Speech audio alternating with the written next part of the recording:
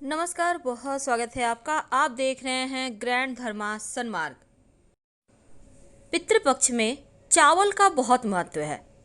कहा जाता है कि पितृपक्ष में पितर धरती लोक में आकर अपने घर के सदस्यों को आशीर्वाद देते हैं और पितर की मृत्यु वाली तिथि पर तर्पण करने का विधान है। जिसे मृत्यु वाली तिथि याद नहीं रहती, वे अमावस्या के दिन तर्पण करते हैं और पितरों को खुश करने के लिए पिंडदान और तर्पण विशेष महत्व रखता है। लेकिन पितृपक्ष में चावल सबसे ज़्यादा महत्वपूर्ण वस्तुओं में से एक है, क्योंकि चावल का ही पिंड भी बनाया जाता है। देखिए, किसी भी वस्तु के गोल आकार को पिंड कहते हैं और हिंदू धर्म के अनुसार धरती को भी एक पिंड ही माना गया है। अब सनातन धर्म में साकार स्वरूप की पूजा का अलग महत्व है, इसीलिए पितृपक्ष में पितरों को पिंड मानकर यानी पंच तत्व में व्याप्त मानकर पिंडदान किया जाता है।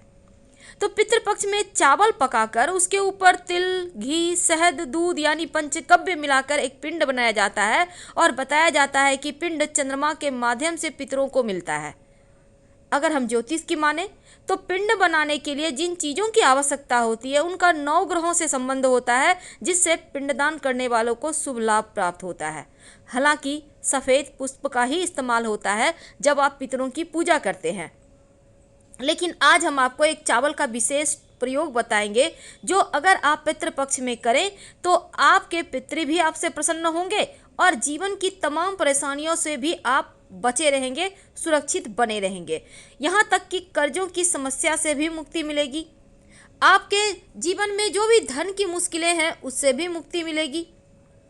तो मान्यता है कि जो लोग पितृपक्ष के दौरान अपने पितरों का सम्मान नहीं करते, उनके निमित्त तिल कुश जल के साथ दान नहीं करते, पितर उनसे नाराज हो जाते हैं, क्योंकि वो याचक बन के आपके पास कुछ याचना के साथ आए हैं, तो उन्हें आप जल जरूर दें। तो इसी तरह जो व्यक्ति अपने पूर्वजों या बुजुर्ग व्यक्ति का अपमान करता है, जिसके घर में महिलाएं आंसू बहाती हैं, ऐसे घर में भी पितृदोष लगता है। इसलिए महिलाओं का हमेशा सम्मान करें। वैसे श्रद्धा से आप जो भी दान कर दें पितरों के निमित्त, वो उनको जरूर मिल जाता है। श्राद्ध करने के दिन पूर्व दिशा की तरफ मुंह करके चावल से ही तर्पण करना चाहिए और आप उत्तर दिशा की ओर उसके बाद मुंह करके कुश के साथ जल में जौ डालकर तर्पण करें और इसी अवस्था में दक्षिण दिशा की तरफ मुंह करके बायां पैर मोड़कर कुश मोटक के साथ जल में काला तिल डालकर पितरों को तर्पण करें तो सर्वोत्तम होता है। तो चलिए जानते हैं चावल के विशेष प्रयोग और पितृदेवों को कौन सा मंत्र है, पितृ गायत्री मंत्र, जो आपके जीवन की हर समस्याओं से आपको बचाएगा और पितृदेवों का आशीर्वाद भी आपको प्राप्त कराएगा। भाद्रपद मास की पूर्णिमा से आश्विन माह की कृष्ण पक्ष की अमावस्या तक, सर्व पितृ मोक्ष अमावस्या तक 16 दिन तक श्राद्ध पक्ष रहता है और इस बार 20 सितंबर से श्राद्ध पक्ष प्रारंभ हो रहा है और जो ये तिथि है 6 अक्टूबर तक रहेगा। और यदि आप अपने पितरों की मुक्ति हेतु इस दौरान प्रयोग करते हैं, विशेष उपाय करते हैं, कुछ चीज़ों का पालन करते हैं, तो पितरों को मुक्ति मिलती है और वो हमें आशीर्वाद देते हैं। आज हम आपको पितृ गायत्री मंत्र और ब्रह्म गायत्री मंत्र का जप करने का विधान बताएंगे, क्योंकि ये मंत्र की महिमा बहुत है।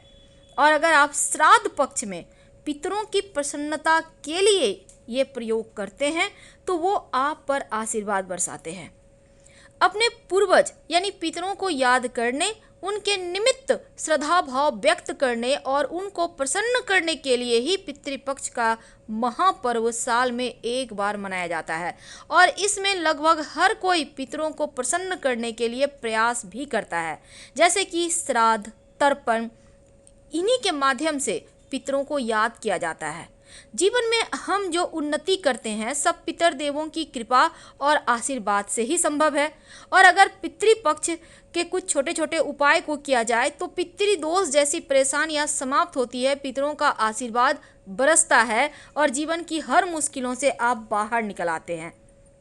पितृपक्ष में पूर्णिमा से लेकर अमावस्या तक शाम के समय पितृदेवों के निमित्त दिया जलाया जाता है।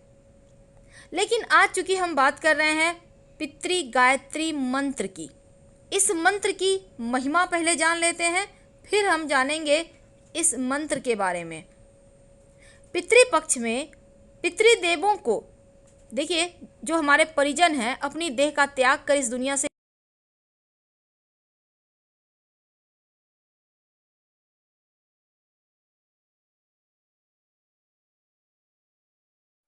16 दिनों तक चलने वाला श्राद्ध पक्ष शुरू हो चुका है और 6 अक्टूबर को समाप्त होगा।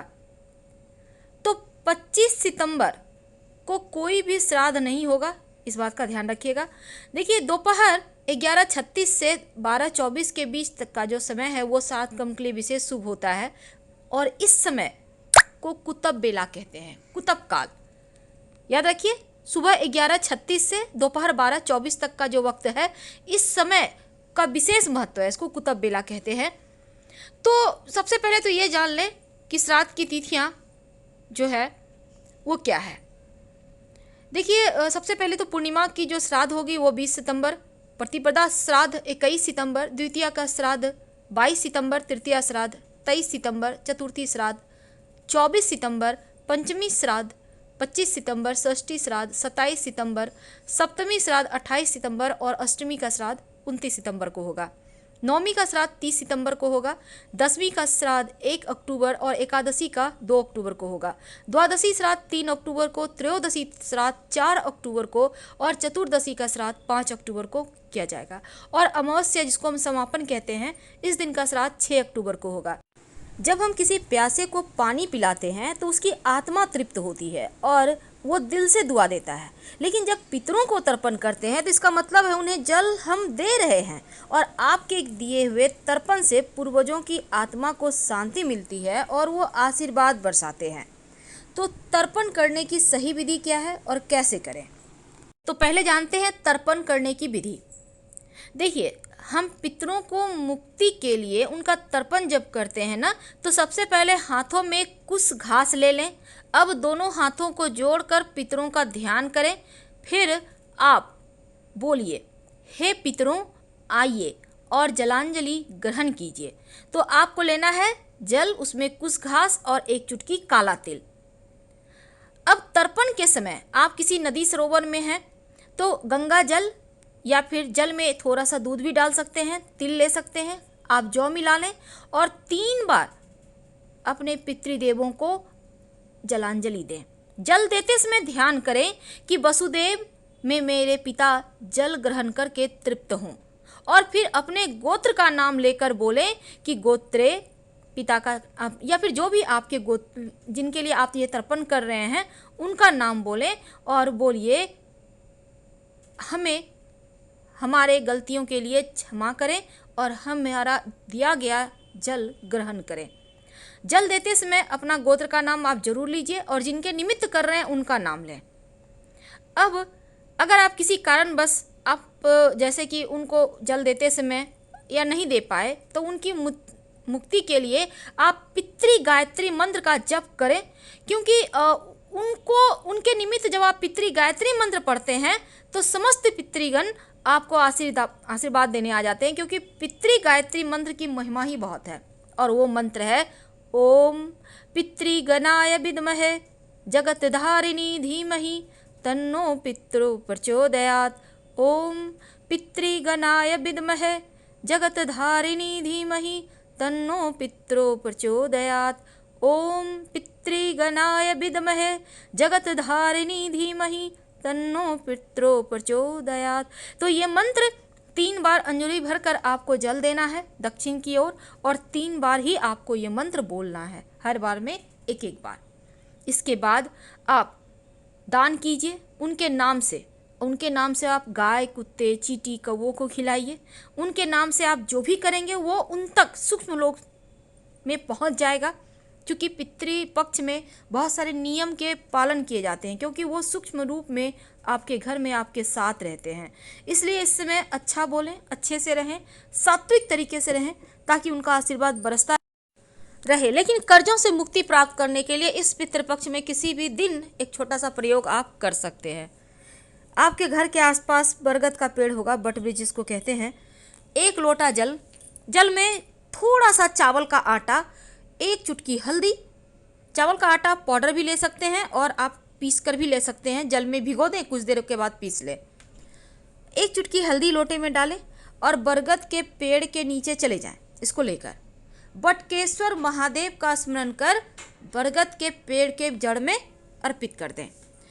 3 दिन लगातार ये प्रयोग करें और इसके बाद तीसरे दिन बरगद के पेड़ का थोड़ा सा जड़ तोड़कर अपने साथ घर ले आएं और उसको लाल धागे में या तो धारण करें या अपने पास रखें या धन के स्थान पर रख दें।